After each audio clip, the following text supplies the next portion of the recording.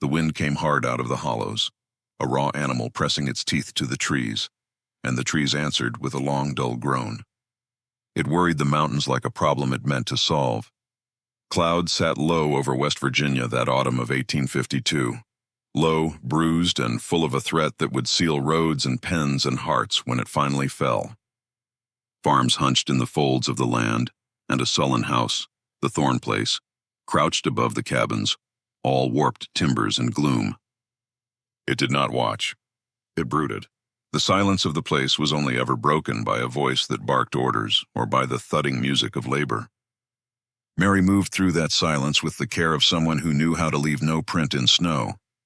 22, with palms turned to leather and scored by a lifetime of other people's work, she gripped a hoe that had forgotten shine. The cold had a nest in her bones. It had lived there so long she could no longer separate it from herself. Property, they called her, a word like an iron bit. She had learned ways to get small, speech trimmed to necessity, eyes lowered, the self tucked so deep it could not be reached by a shout. She worked beside Elias, whose back had set like a drawn bow, and Mina, whose gaze rarely lifted above her own hands.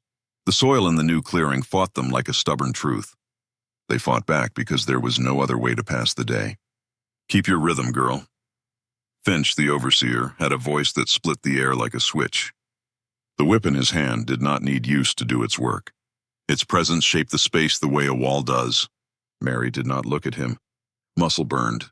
She sent the hurt down a dark hallway inside herself and closed the door. By evening, the sky had sagged further, the light gone weak and underfed. Back to the cabins, they went on legs that felt borrowed. Dinner was a thin gray thing that pretended to be soup. Elias bent close to her by the door, breath a rasp in the chill. "He's brought somebody," he said. "A lady from away. Says she's a healer." Healer. The word landed wrong in this place, like a hymn sung off key. Mary gave no answer. New faces meant new rules. Rules were just arrangements of pain. At dawn, Finch ordered her to the main house. There was no kitchen soot or parlor dust for her that day. The stairs took her up into a part of the house she had never seen, where the boards creaked as if complaining at each step.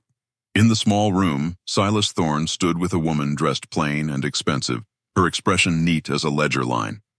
"Adelaide Sterling," he said. The name fit the winter of her manner. "This is Mary," Thorne told her. Strong, quiet, knows her place. Mrs. Sterling's nod was slight enough to be an eyelid's mistake. "You will assist me," she said to Mary. "You will speak when asked, and remember nothing when not. Your safety depends on it." When the door shut behind the master, the room took on a different shape. Glass jars clouded with strange liquids crowded a shelf. Instruments glinted on a cloth so white it made the wood around it look black. The air stung with an herb and iron smell, and beneath it a cleaner, sharper note that belonged in a hospital, not a mountain house. Mrs. Sterling's calm cracked then, not into kindness but into curiosity that had its own hunger. "I study the body's language," she said, her tone as even as snowfall. Its signals when pressed, its interior thresholds. There were words she did not say, and their absence moved through the room like a draft. Mary stood very still. She knew the world's crude violences, lash, boot, hunger, but this was a different edge, thin and polished. "Now begin," Mrs. Sterling told her, and the first day was all arranging and fetching and mixing. Salves that warmed, salves that numbed, glass that caught light, metal that held it. Mary's hands, made for heft and swing, learned small, careful work. The tools were fine, and the woman's attention finer, a needle constantly threading, pulling, tying. Days folded like paper. Measurements were taken, pulse, breath, the cool of skin, then entered, tidy and relentless, into thick leather books. Mary answered when asked. Warm, low, tingle, numb. She kept her voice flat so it could not be used against her. The woman's interest never touched the person bearing the answers. It hovered instead over intervals and increases, over what could be counted. One late day, Mrs. Sterling produced a velvet-lined box and lifted out a piece of polished metal small as a finger joint, delicate as a trick. "A stimulator," she said, almost fond. "Precision matters." She spoke of nerve and pathway and response with the tenderness other people reserved for names. When she turned the instrument toward Mary, there was no great cruelty in her face, only purpose. That was worse. Pain is honest. Purpose can wear a smile. The first contact was not a cut or a burn. It was intrusion, a trespass upon sensation's locked room. Mary's body, which had learned to read touch as punishment, did not know what to do with that new message. Heat sparked in a place that had known years of cold, and for an instant she was a startled animal in a snare she could not see. She named what she could. "A burn, but cold," she said, and watched the phrase please the woman. Mrs. Sterling brought in other variables, sound of all things. A music box coughed out a thin waltz while the instrument did its quiet work. The melody threaded itself through the sensation, and afterward, when Mary heard a tune carried through a cracked window, a ghost of that feeling walked up her spine uninvited. The woman wrote faster on those days. Thorne visited like weather, quick and unsettling. He asked about progress, which in his mouth meant profit. He spoke of application, which meant power. And then came a second girl, thin as a reed and younger than a frost, brought by a trader who smelled of wet wool and meanness. Clara, they called her. Mary's hands steadied Clara's as the first measurements were taken, and when the music box stuttered to life, Mary leaned close enough to borrow a breath. "Keep your name," she whispered. "Say it inside. Let it be louder than anything she does." It was a risk walked without a rail. Clara's fingers tightened around Mary's in silent reply. The room became a theater with two audiences, the one that believed in numbers and the one that believed in survival. Mrs. Sterling compared columns. Thorne pressed for speed. Finch hung about the door with a dog's impatience. Mary watched, and the watching gave her a weapon. When the lady left her ledger open one evening and went down to the clatter of supper, Mary coaxed the clasp on a different book, the guarded one, until it yielded. The writing inside had heat to it. There was a senator's name that carried far, and a plan that reached farther. Obedience without welts, a breaking that did not bruise, a method that would make people teach themselves to kneel. Mary shut the book with care and felt the world tilt under her feet. If the weapon lived on paper, it could be turned by paper. She made a copy by lamplight of the parts that mattered: method, claim, name. And she wrote a second paper that lied in the right direction, an addendum that said the mind refused what the flesh learned, that the method made not servants but something new and dangerous. Eyes opened, anger sharpened. She gave the lie the weight of her own steady script, sealed it in a proper envelope, and left the truth where she could carry it tucked against her ribs. When Thorne pressed for a courier, fate sent the traitor instead, heavy with drink and boasting. Mary offered him a mug, and the night gave him sleep he could not wake from quickly.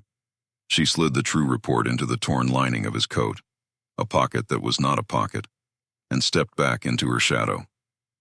He left before dawn with the fake in his hand and the real against his ribs. Snow came down to erase prints. The escape itself was no plot so much as a decision to move and keep moving. Elias, who knew the mountain's unmarked ways, drew a map in the air with a trembling finger and blessed them with a look because words would break him. Mary and Clara walked the old hunting trail like a thread drawn through a seam, the forest holding its breath around them. At a crossroads tavern, the world came together for an instant in one room.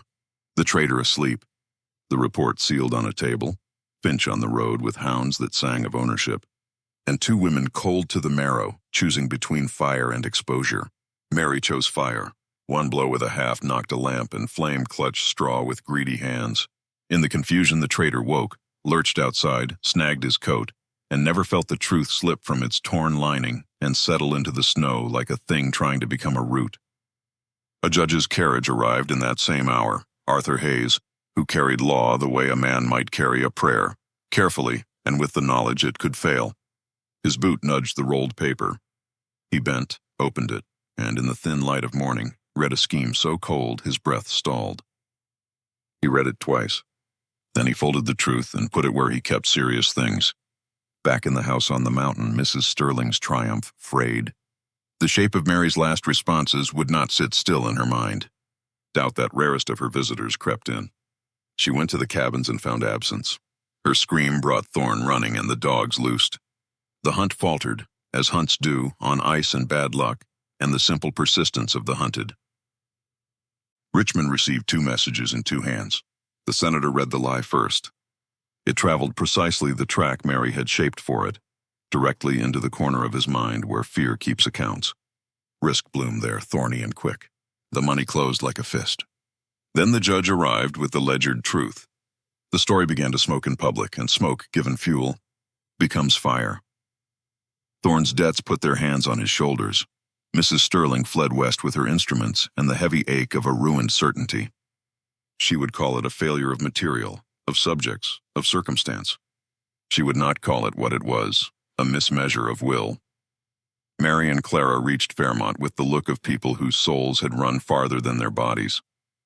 A family took them in not with speeches but with bread and blankets and the ordinary grace of asking nothing. Snow made quiet new roofs of the fields.